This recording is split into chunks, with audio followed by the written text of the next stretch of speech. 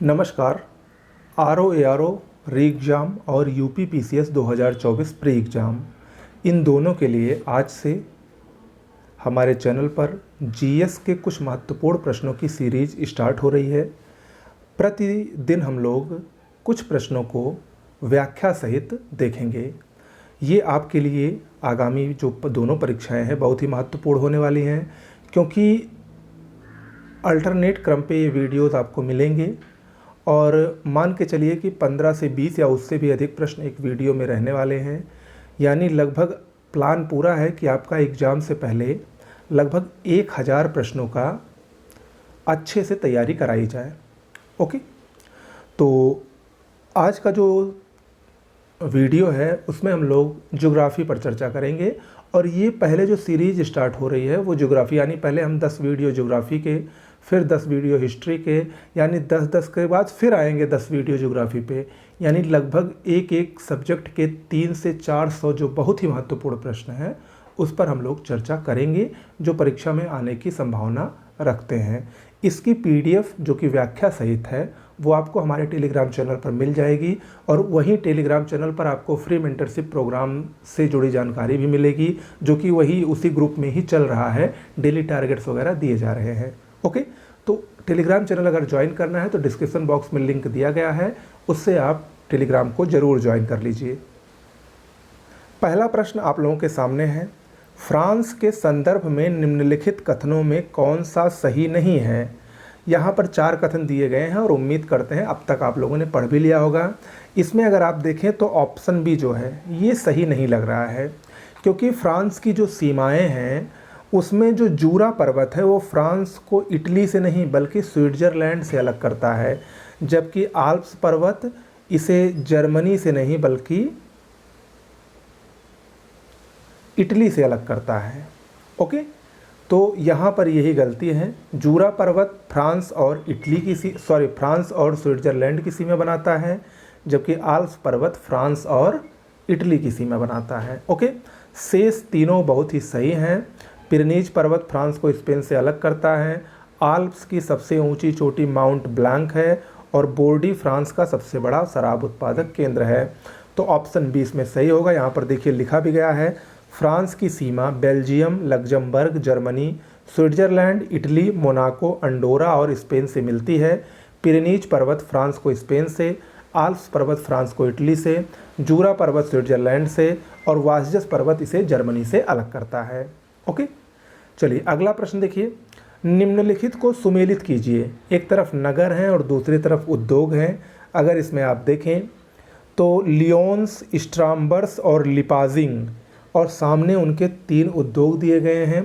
Lions जो है ये रेशम के लिए बहुत ही प्रसिद्ध है, तो ये तो सुमेलित ही है। इसके अलावा लिपाजिंग या लिप्जिंग इसको कहा जाता है, ये ऑप्टिकल इंस्ट्रूमेंट के लिए बहुत ही प्रसिद्ध है। लेकिन जो ये स्ट्रॉन्सबर्ग है ये कांच के सामान के लिए नहीं बल्कि इंजीनियरिंग उद्योग के लिए बहुत ही प्रसिद्ध है। तो यानी इसमें 1 और 3 तो सही सुमेलित है, लेकिन दूसरा नहीं है। तो यहाँ पर ऑप्शन डी सही होगा, केवल 1 और 3। यहाँ पर देख लीजिए इसका मिलान दिया गया है। अगला प्रश्न है, निम्नलिखित पर विचार कीजिए। ये 5 राजधानियों के नाम दिए गए हैं। बुखापेस्ट या बुखारेस्ट यहाँ पर होना चाहिए, पेरिस, बेलग्रेड, वियना और ब्रातिस्लावा। फिर कह रहा है उपर्युक्त में से किन राजधानियों से होकर डेन्यूब नदी गुजरती है। आपको पता है कि डेन्यूब नदी यूरोप की 5 राजधानियों से होकर गुजरती है, और उन 5 राजधानियाँ वो कौन कौन सी हैं। रोमानिया की राजधानी बुखारेस्ट, तो ये तो सही हो गया। यूगोस्लाविया की राजधानी बेलग्रेड, ये भी सही है। इसके अलावा ऑस्ट्रिया की राजधानी वियना, ये भी सही है। और स्लोवाकिया की राजधानी ब्रातिस्लावा। इन चारों से तो होकर डेन्यूब नदी गुजरती है, लेकिन पेरिस से होकर नहीं गुजरती है। तो 1, 3, 4 और 5 सही होगा, ऑप्शन सी सही होगा। अच्छा, इसके अलावा मैं आपको बताना चाहता हूँ कि हंगरी की राजधानी बुडापेस्ट से भी यूरोप की डेन्यूब नदी गुजरती है। ओके, तो ये याद रखिएगा। यानी इसमें पेरिस को छोड़ के शेष सभी की राजधानियों से होकर डेन्यूब नदी गुजरती है और यहाँ पर यूरोप की जो राजधानियाँ हैं वो बहुत ही महत्वपूर्ण हैं। ये सब राजधानियाँ आपको पता भी होनी चाहिए।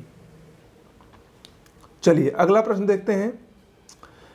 एल्ब्रुस पर्वत शिखर किस देश में स्थित है? देखिए एल्ब्रुस पर्वत ये रूस का पर्वत है। ऑप्शन सी इसमें सही होगा। इसका विस्तार देखते हैं, यहाँ पर आपको ज़्यादा समझ में आएगा। काकेशस पर्वतमाला पर स्थित एल्ब्रुस रूस का सबसे ऊंचा पर्वत शिखर है। इससे बक्सान, कुबान और मलका नदियाँ निकलती हैं। हालांकि यह एक मृत ज्वालामुखी पर्वत है, फिर भी वैज्ञानिकों का मानना है कि इसके नीचे मैग्मा का भंडार उपस्थित है। किसके नीचे? एल्ब्रुस पर्वत के नीचे, जो कि रूस का सबसे ऊंचा पर्वत शिखर है। ओके, अगला प्रश्न देखिए। निम्न कथनों पर विचार कीजिए। दो कथन दिए गए हैं। पहला कथन है नॉर्वे, स्वीडन, डेनमार्क स्कैंडिनेवियाई देश के नाम से जाने जाते हैं। दूसरा कथन है पुर्तगाल और स्पेन को सम्मिलित रूप से आइबेरिया कहा जाता है। तो अगर आप देखेंगे तो आपको बताना है कि कौन से कथन इसमें सही हैं। तो इसमें दोनों सही है, बिल्कुल, एक और दो दोनों सही हैं। इसकी अगर व्याख्या देखेंगे तो यहाँ पर दिया गया है कि नॉर्वे, स्वीडन और डेनमार्क को सम्मिलित रूप से स्कैंडिनेवियाई देश के नाम से जाना जाता है। इसके अलावा फिनलैंड, आइसलैंड और फैरो द्वीप समूह के संग ये नॉर्डिक देश कहलाते हैं। यानी अगर ये तीन रहेंगे तो स्कैंडिनेवियाई देश कहलाएंगे, इन तीनों के साथ ये तीन मिल जाएंगे तो ये नॉर्डिक कंट्री कहे जाएंगे। और इन सब के बारे में आप लोगों ने पढ़ा भी है। पुर्तगाल और स्पेन ये आइबेरियन आइलैंड के नाम से जाने जाते हैं, या आइबेरिया के नाम से इनको जाना जाता है सम्मिलित रूप से। इसके अलावा यूनान, रोमानिया और अल्बानिया ये भी यूरोप के तीन बहुत ही प्रमुख देश हैं। इनको बाल्कन देश के नाम से जाना जाता है। या आप लोगों ने ये भी सुना होगा लिथुआनिया, लाटविया और एस्टोनिया, ये तीन बाल्टिक कंट्री कहे जाते हैं क्योंकि ये बाल्टिक सागर के तट पर स्थित हैं। ओके, तो ये सब आपको याद रखना है। चलिए अगला प्रश्न है। निम्नलिखित युग्मों पर विचार कीजिए। एक तरफ कोयला क्षेत्र और दूसरी तरफ राज्यों का नाम दिया गया है। इसमें अगर आप देखेंगे तो आपको बताना है कि कौन सा युग्म इसमें सही है। तो अगर आप देखेंगे तो रानीगंज, नाम से ही पता चल रहा है, रानीगंज ये झारखंड में नहीं बल्कि पश्चिम बंगाल का एक बहुत ही प्रमुख कोयला क्षेत्र है। ठीक है। विश्रामपुर छत्तीसगढ़ में है, सोहागपुर मध्य प्रदेश में है। यानी दो इसमें बिल्कुल सही हैं, 2 और 3, और एक यहाँ पर गलत है। तो इसलिए ऑप्शन बी इसमें सही होगा। इसकी व्याख्या देख लीजिए। रानीगंज पश्चिम बंगाल का प्रमुख कोयला क्षेत्र है। इसके अतिरिक्त पश्चिम बंगाल के दार्जिलिंग में कोयले का उत्पादन होता है। ठीक है। जबकि अगर झारखंड के कोयला क्षेत्र देखें, देखिए कोयला एक बहुत ही महत्वपूर्ण टॉपिक है। यहाँ की जितनी खदानें हैं, जितनी खानें हैं, या जो भी कोयला से महत्वपूर्ण चीज़ें हैं वो सब आपको पता होनी चाहिए। झारखंड के कोयला क्षेत्रों में झरिया, बोकारो, गिरिडीह, करनपुरा, रामगढ़ और डाल्टनगंज हैं। वहीं छत्तीसगढ़ के कोयला क्षेत्र की बात करें तो इसमें चिरमिरी, कुरसिया, विश्रामपुर, झिलमिली, सोनहाट, लखनपुर, सेदुरगढ़ आदि आते हैं। इसके अतिरिक्त दक्षिण छत्तीसगढ़ कोयला क्षेत्र में हसदो, अरंड, कोरबा और मौड रायगढ़ शामिल हैं। वहीं अगर हम बात करें मध्य प्रदेश में स्थित कोयला क्षेत्र की तो सिंगरौली, सोहागपुर, जोहिला, उमरिया, पेंच, कान्ह, पथखेड़ा जो कि सतपुड़ा कोयला क्षेत्र में स्थित है, ये सब कहाँ स्थित है? मध्य प्रदेश में स्थित प्रमुख कोयला उत्पादक क्षेत्र हैं। ओके, अगला है यूरोप की सबसे लंबी नदी कौन सी है? यूरोप की सबसे लंबी नदी वोल्गा नदी है। ऑप्शन ए इसमें सही होगा। वोल्गा नदी के बारे में जानिए। ये कैस्पियन सागर में गिरती है, रूस में बहने वाली नदी है, बलदाई पहाड़ी से निकलती है। अका, कामा और ऊंझा इसकी प्रमुख सहायक नदियां हैं। वोल्गा नदी की घाटी गेहूं के उत्पादन और इमारती लकड़ी के उद्योग का प्रमुख क्षेत्र भी है। तो ये वोल्गा नदी के बारे में हो गई, जो कि यूरोप की सबसे लंबी नदी है। अगला है जर्मनी के संदर्भ में निम्न कथनों में कौन सा सही नहीं है, आपको बताना है। तो इसमें देखिए, पहला कथन है राइन और रूर नदी के बीच का क्षेत्र कोयला उत्पादन के लिए प्रसिद्ध है। बिल्कुल सही है और ये आप लोग पढ़ते आ रहे हैं। दूसरा है ब्लैक फॉरेस्ट और हॉर्ज पर्वत ज्वालामुखी पर्वत के उदाहरण हैं। ये कथन यहाँ पर सही नहीं है। ठीक है, ये कथन यहाँ पर सही नहीं है। ज्वालामुखी पर्वत ये नहीं है। सैक्सोनी प्रदेश में लिग्नाइट कोयले के भंडार पाए जाते हैं, बिल्कुल सही है। म्यूनिख कला और संस्कृति का केंद्र है, ये भी सही है। तो इसमें ऑप्शन बी सही होगा। यही इसमें सही नहीं है। ब्लैक फॉरेस्ट तथा हॉर्ज पर्वत का उदाहरण है, ये एक वनाच्छादित पर्वत श्रृंखला है। हॉर्ज पर्वत उत्तरी जर्मनी में स्थित एक पर्वत है। राइन नदी यूरोप के कई देशों से होकर बहने वाली नदी है। राइन नदी विश्व की सबसे व्यस्त व्यापारिक नदियों में से एक है। ठीक है, तो ये सब आपको जानकारी पता होनी चाहिए। अगला प्रश्न है, रूस के संदर्भ में निम्न कथनों पर विचार कीजिए। बहुत ही महत्वपूर्ण ये प्रश्न है। कथन है पहला, अमूर नदी तथा चीन के मध्य, यहाँ पर होना चाहिए अमूर नदी रूस और चीन के मध्य सीमा बनाती है। ओके, पहला कथन। दूसरा, टुला रूस के पिट्सबर्ग के नाम से प्रसिद्ध है। तीसरा, ट्रांस साइबेरिया रेल मार्ग संसार का सबसे लंबा रेल मार्ग है। तो ये तीनों बिल्कुल सही हैं। पहला भी सही है, अमूर नदी चीन और रूस की सीमा बनाती है। टुला ये रूस का पिट्सबर्ग कहा जाता है, लौह अयस्क के लिए प्रसिद्ध है, जबकि ट्रांस साइबेरिया रेल मार्ग विश्व का सबसे लंबा रेल मार्ग है। आगे बढ़ते हैं। अफ्रीका की बहुउद्देशीय परियोजनाओं के संदर्भ में निम्न युग्मों पर विचार कीजिए। नदी और परियोजनाएं हैं, जायरे नदी, नाइजर नदी, श्वेत नील। इन पर जो परियोजनाएं स्थित हैं, ओवन, सेन्नार और इनगा, ये बांध हैं। ठीक है, तो आपको बताना है कि कौन सा इसमें सुमेलित नहीं है। तो अगर इसमें आप देखें तो इसमें ऑप्शन डी सही होगा। ये तीनों नहीं सुमेलित हैं। ठीक है, इनका सही सुमेलन क्या होगा? जायरे नदी पर इनगा बांध है, ये होगा। नाइजर नदी पर कैंजी बांध है, इसमें कोई नहीं होगा। और श्वेत नील पर ओवन बांध है। ठीक है, श्वेत नील पर क्या होगा? ओवन बांध होगा। ओके, यहाँ पर इसका अगर आप देखेंगे तो ये ऐसे होगा। अगला है, निम्नलिखित कथनों पर विचार कीजिए। पहला कथन क्या है? यह दक्षिण भारत की सबसे बड़ी परियोजना मानी जाती है। किसी परियोजना के बारे में कह रहा है। इस बांध के फलस्वरूप पंपा सागर जलाशय का निर्माण हुआ है। हम्पी और हाम्पेट विद्युत गृहों का निर्माण इस योजना के अंतर्गत ही किया गया है। आपको बताना है कि ये जो तीनों कथन है ये यहाँ पर किस योजना से संबंधित हैं या किस योजना के बारे में बता रहे हैं। तो ये तुंगभद्रा योजना के बारे में बता रहे हैं। ऑप्शन सी सही होगा। आपको बता दें, व्याख्या में देख लीजिए। उपर्युक्त कथन तुंगभद्रा परियोजना से संबंधित हैं। यह कर्नाटक और आंध्र प्रदेश के सहयोग से बनी है। यह परियोजना दक्षिण भारत की सबसे बड़ी बहुउद्देशीय नदी घाटी परियोजना मानी जाती है। इस बांध के निर्माण के फलस्वरूप पंपा सागर जलाशय का निर्माण हुआ है। ये पूछता है। हम्पी, हाम्पेट और मनीराबाद में विद्युत गृहों का निर्माण भी इसी परियोजना के अंतर्गत हुआ है। ओके, आगे बढ़ते हैं। सूची 1 को 2 से सुमेलित कीजिए। ये प्रमुख बोर्ड हैं, अभी आरओ री एग्जाम में आया भी था। ये आपको बताना है। देखिए, हम इसको सुमेल कर देते हैं। कॉफ़ी, आपको पता है कॉफ़ी कर्नाटक में सबसे ज़्यादा उगाई जाती है। ये ट्रिक भी है। तो कॉफ़ी का मुख्यालय बेंगलुरु में ही होगा, बिल्कुल सही है। रबर, आपको पता है रबर उत्पादन में सबसे अधिक केरल में रबर उत्पादित होता है। तो केरल में ही कोट्टायम स्थित है, तो रबर बोर्ड कोट्टायम में होना चाहिए। चाय, आपको पता है कि चाय, यहाँ पर चाय थोड़ा सा गड़बड़ है। आप पहले तंबाकू देख लीजिए। तंबाकू भारत में सबसे अधिक आंध्र प्रदेश में पैदा होता है और आंध्र प्रदेश में ही गुंटूर है।